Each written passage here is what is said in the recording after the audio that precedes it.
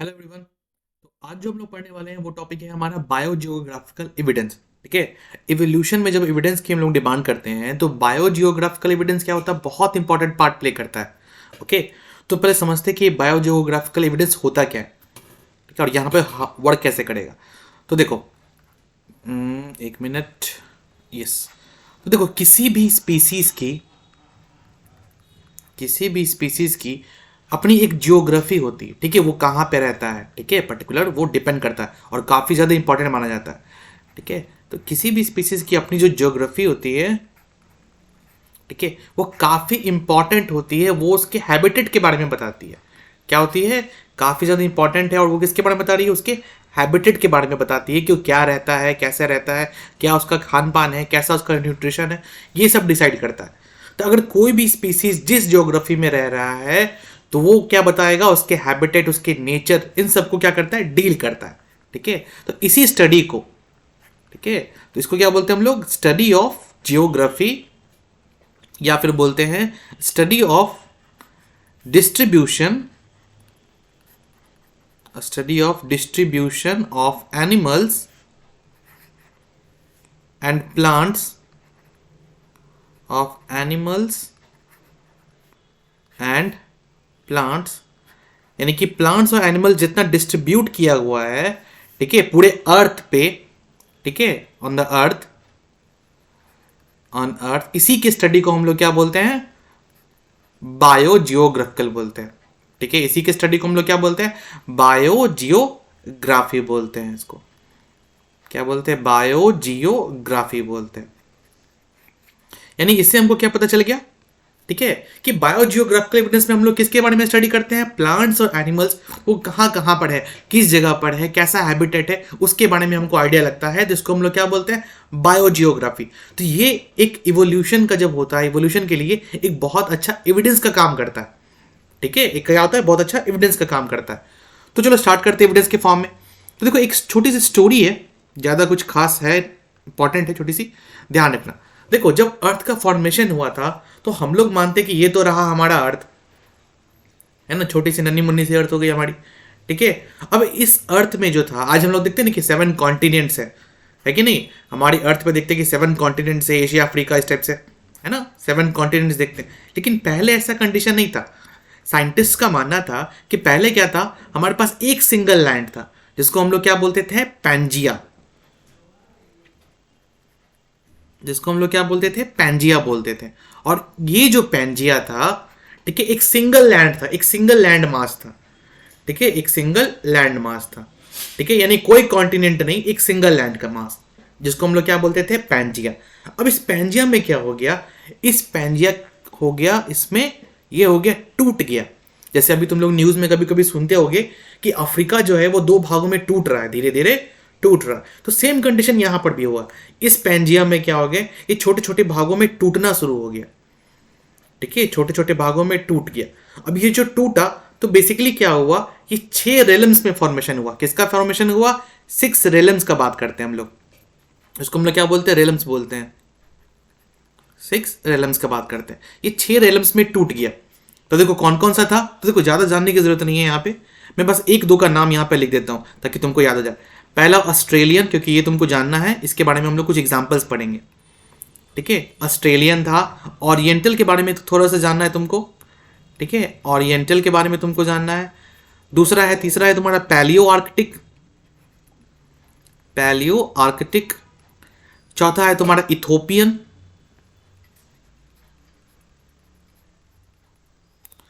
पांचवा है तुमको नियो ट्रॉपिकल।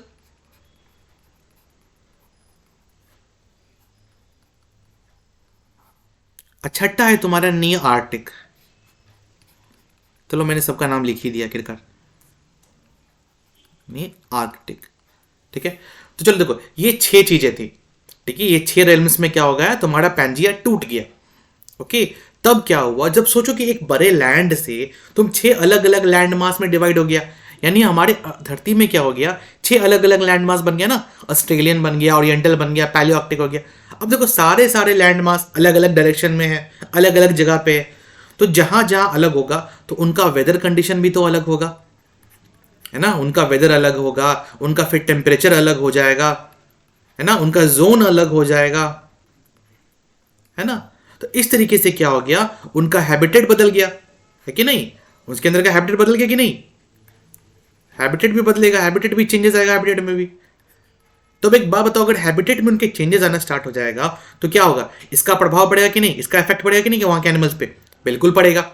तो वहां के एनिमल्स पर भी इफेक्ट पड़ा, तो जिसको हम लोग क्या स्टडी करते हैं, इसको हम लोग को बताया कौन था इसके बारे में, इस इफेक्ट को, अरे डार्विन ने बताया था, एडेप्टेशन। तुमने पढ़ा होगा adaptation and natural selection, adaptation and natural selection के बारे में। तो ये जो एडेप्टेशन है और जो नेचुरल सिलेक्शन है, ये दो चीजें जो थी ऐसी थी, ये तुमको बेसिकली डील करती हैं या बताती हैं किसके बारे में, कि कैसे कैसे कोई भी ऑर्गेनिज्म जो है किसी पर्टिकुलर एनवायरनमेंट में अपने आप को वहां पे किस तरीके से ढाल सकता है। इसी को बोलते हैं बच्चा एडेप्टेशन, ठीक है। और ये ढालने का जो प्रोसेस है, इसको पति को अच्छे तरीके से डिफाइन किया है नेचुरल सिलेक्शन में। और याद रखना, इस नेचुरल सिलेक्शन पे एक बुक भी लिखी गई है जिसका नाम है origin of species, origin of species by Charles Darwin. काफी अच्छी सी बुक है, ठीक है, चार्ल्स डार्विन।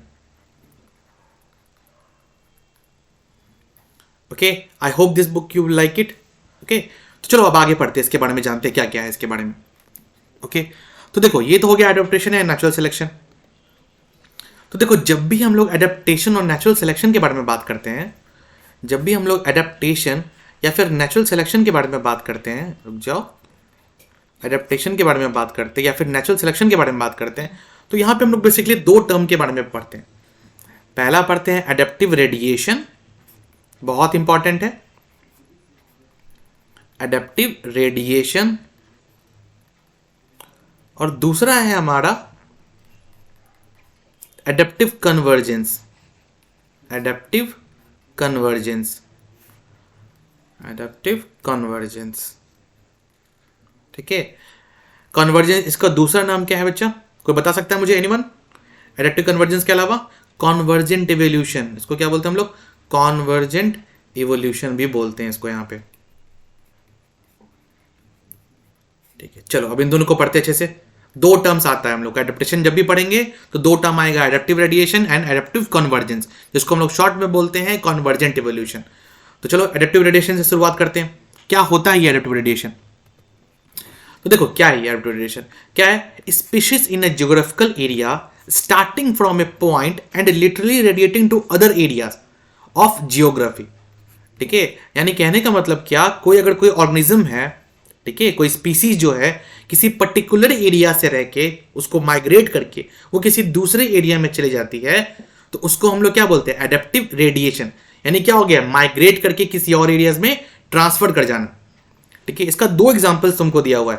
पहला है तुम्हारा क्या, डार्विन फिंचेस, और दूसरा है तुम्हारा मार्सुपियल मैमल्स, ठीक है। मार्सुपियल्स का बेसिकली मतलब होता है बच्चा पाउस्ड मैमल्स, ठीक है। तो चलो डार्विन फिंचेस के बारे में बात कर लेते हैं, ये कैसे काम करता है एक्चुअली में।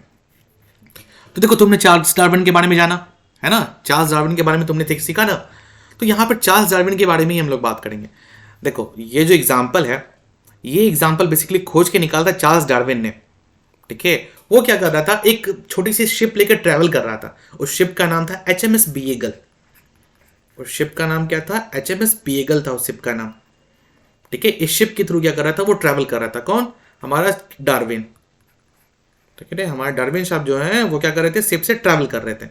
अब ये जो ट्रैवल कर रहे थे चार्ल्स डार्विन हमारे HMS बीएगल से ट्रैवल कर रहे थे, तो इस ट्रैवल करते वक्त वो कहाँ गए, एक आइलैंड पे गए, उस आइलैंड का नाम था गैलापागोस आइलैंड, गैलापागोस आइलैंड नाम था, गैलापागोस आइलैंड नाम था, ठीक है, आइलैंड का नाम था। और ये छोटा मोटा आइलैंड नहीं था बच्चा, ये 22 आइलैंड का ग्रुप था, छोटे छोटे जो आइलैंड थे इनको मिलाकर छोटे छोटे ग्रुप था, ठीक है। 22 आइलैंड्स का ये ग्रुप था, छोटे छोटे आइलैंड इस तरीके से बने हुए थे, ठीक है, छोटे छोटे आइलैंड इस तरीके से ये बने हुए थे यहाँ पे। ओके चलो, तो देखो बेसिकली हुआ क्या, देखो बेसिकली हुआ क्या था, यहां पर तुम जो दिख रहे हो ना, ये स्टार्टिंग में, ठीक है, ये जो बर्ड दिख रहे हो, स्टार्टिंग का जो बर्ड दिख रही हो ये, ठीक है। जब डार्विन वहां पर गया, उस जगह पे गया, उस फॉरेस्ट में गया, तो उस आइलैंड पे जाकर उसने देखा क्या कि वहां पर जो एक बर्ड है, फिंच नाम की बर्ड है, ठीक है, वो थोड़ी सी काली सी होती है, हल्की सी फिंच बोलते हैं जिसको, फिंच। ठीक है, ब्लैक बर्ड होती है, ब्लैक कलर की बर्ड होती है।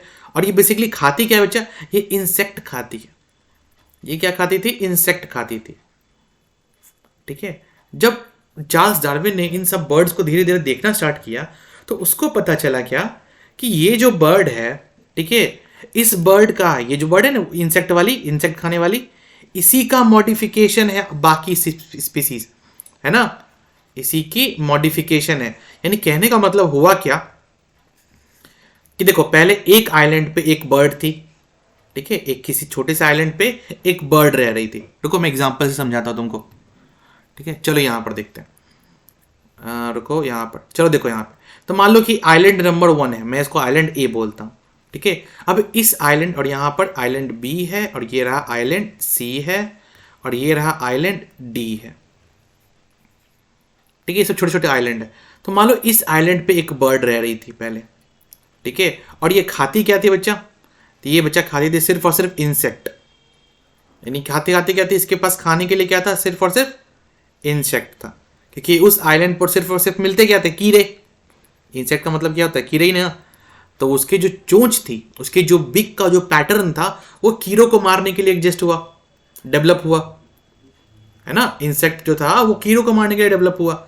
सेम क्या हुआ, जब इस क्या हुआ, इस जो बर्ड का पॉपुलेशन जब बढ़ा, है ना, इस बर्ड का जो पॉपुलेशन या जनसंख्या जब बढ़ी, तो कुछ जो पॉपुलेशन थी इसकी, वो अलग अलग आइलैंड पर ट्रैवल कर गई।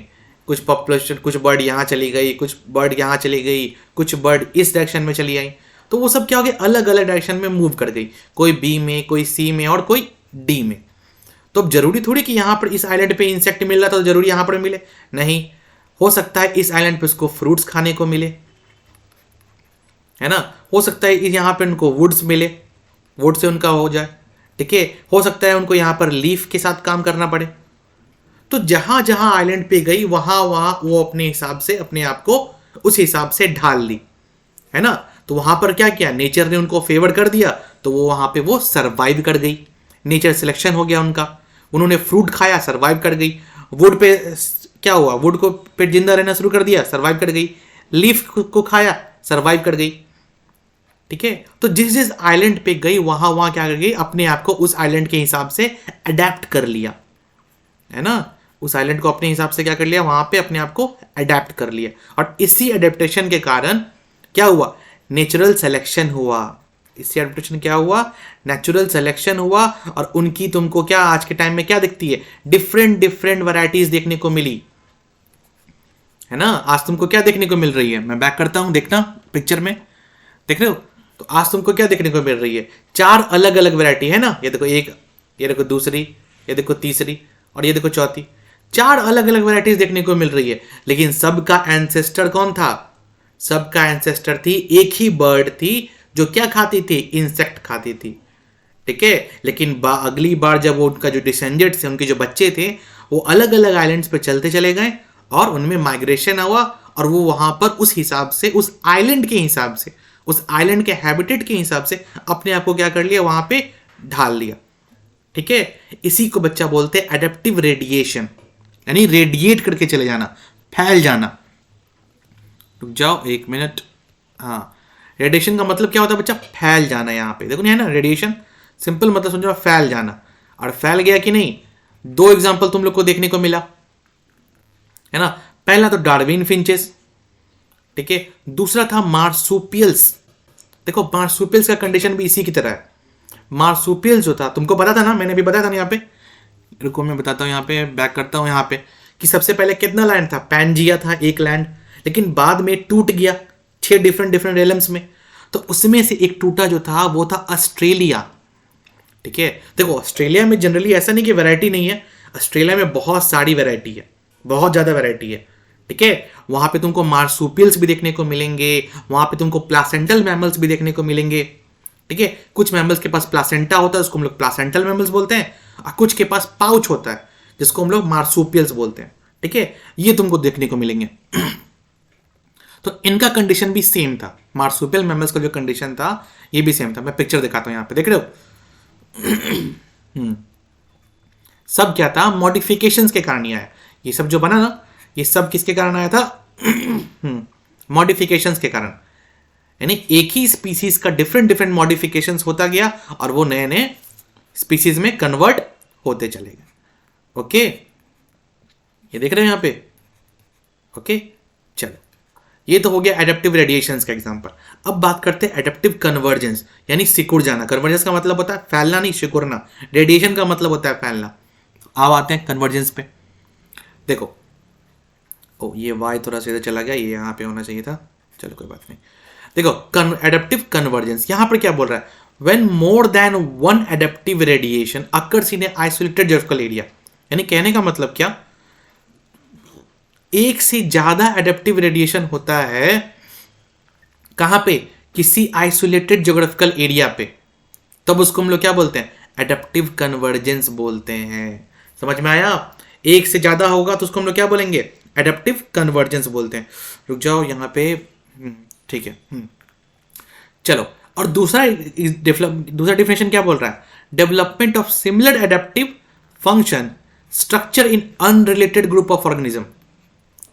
अब देखो स्टोरी सुन लो उसका।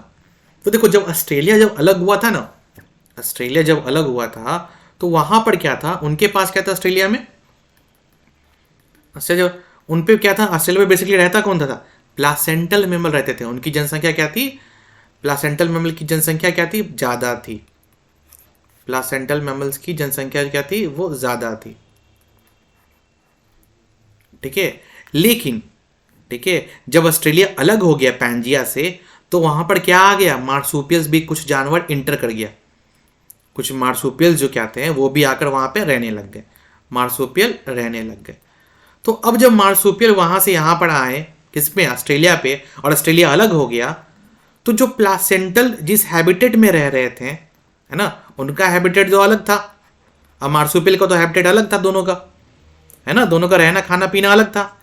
लेकिन अब जब देखा कि भाई एक साथ रहना है दोनों को, तो दोनों ने क्या कर लिया, एक ही हैबिटेट पे अपने आप को ढालना शुरू कर लिया। ठीक है, तो जिस हैबिटेट पे प्लासेंटल मैमल्स रहते थे, उसी हैबिटेट पे मार्सुपियल्स ने भी अपने आप को क्या कर लिया, कन्वर्ट कर लिया। तो अब जिस हैबिटेट पे मार्सुपियल रह रहे हैं, दोनों का हैबिटेट था सेम, तो दोनों ने अपने आप को एक हिसाब से ढालना शुरू कर लिया।